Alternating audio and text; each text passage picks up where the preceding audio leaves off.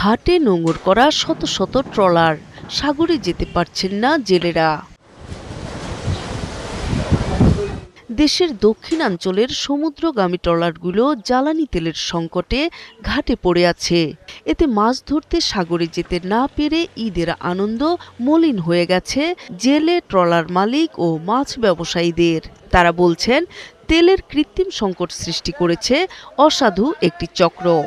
15 থেকে 20 দিন হয়েছে আমাদের কোনো তৈলের সংকট মানে তৈল নেই বললেই চলে। কিন্তু মৎস্যজীবীরা যারা ট্রলারগুলো ঘাটে আছে, কিন্তু আমাদের মাঝে তৈল নেই। এই তৈলের কারণেই তারা আজকের সাগরে যেতে পারতেছে না। আর এই না যাওয়ার কারণেই আজকের যারা মৎস্যজীবী যারা মাছ ধরে তাদের ঈদও নাই।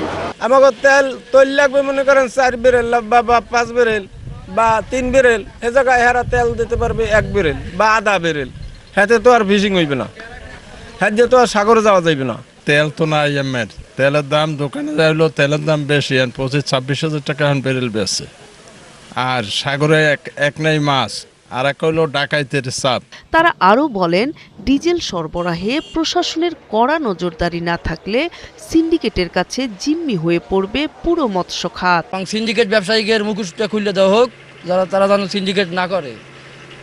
আমরা টাকা দিয়ে এখন তেল পাই না, যদিও পাই চড়া দাম দিয়ে কিনতে হয়, এবং আমাদের সমুদ্রেও এখন আর ওই রকমের নিরাপত্তা নাই। তারা বলে তেল নাই, তেল আবার অনেক জায়গায় শুনি তেল আছে, দাম বাড়ার কারণে তেল ছাড়তেছে না, যে আর আমরা জ্বালানি তেলের জন্য সাগরে যাইতে পারতেছি না।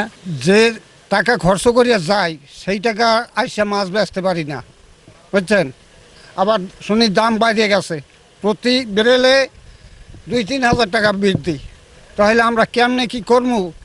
ডিজেল 1 বেরেলের দাম 20,000 টাকা, সেটা 25,000 টাকা কিনে অনেকে সাগরে গেছে।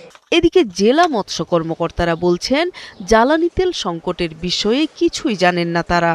জেলে বা ট্রলার মালিক সমিতি আমাদের কাছে বলেনি, অভিযোগ করেনি যে আমরা তেল পাচ্ছি না। যদি এরকম ঘটনা ঘটে থাকে, যেহেতু সরকার রেশনিং করে দিছে, হয়তো বা হয়ে থাকতে পারে, সেক্ষেত্রে আমাদের কাছে আবেদন করলে আমরা পরবর্তী ঊর্ধ্বতন কর্তৃপক্ষের নিকট এটা গোচরীভূত করবো এবং কী করা যায় তাদের সাথে আলোচনা করে বা উপরের নির্দেশ মোতাবেক আমরা কাজ করার চেষ্টা করব। কারণ অর্থনীতির সাথে এটা ওতপ্রোতভাবে জড়িত। আমার জেলে যদি মাছ ধরতে না পারে জ্বালানি সংকটের অভাবে, তাহলে সেটা আমাদের উপরে বর্তায়। যে আমরা চেষ্টা করবো তারা আবেদন করেন যে আমরা পাচ্ছি না, এরকম কোনো অভিযোগ আমাদের কাছে দেন, তাহলে আমরা ঊর্ধ্বতন কর্তৃপক্ষের নিকট সেটা অবশ্যই প্রেরণ করবো এবং তাদের যতটুকু সম্ভব আমরা আমাদের পক্ষ থেকে সহযোগিতা করব। বরগুনা জেলায় সরকারিভাবে ডিজেল বিক্রির ডিলারশিপ রয়েছে 2 জনের, অথচ মাছ ধরা ট্রলারের সংখ্যা প্রায় 1,500-এর বেশি। এছাড়া অন্যান্য জেলা থেকে প্রতিদিন ডিজেল নিতে আসে 60 থেকে 70টি ট্রলার। নূর তাজমিন নীর, 71।